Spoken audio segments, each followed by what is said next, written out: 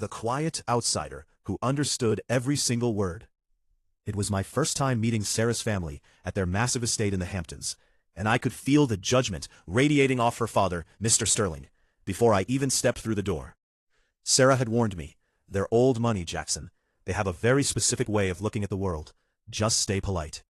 My heart was pounding, but what they didn't know was that I spent 10 years working high-stakes corporate security for families exactly like theirs. I knew the lingo, the subtle jabs, and exactly how to read a room. We sat down for dinner, and the passive aggression started almost immediately.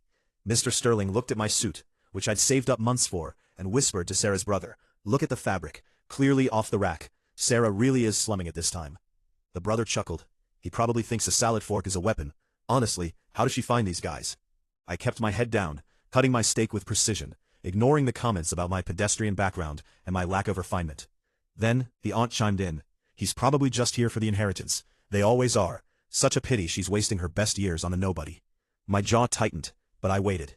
The breaking point came when Mr. Sterling looked Sarah dead in the eye and said, "You're making a fool of this family by bringing a charity case to my table." I set my fork down, the clink echoing in the sudden silence. I looked him straight in the eye and spoke in a low, perfectly calm voice.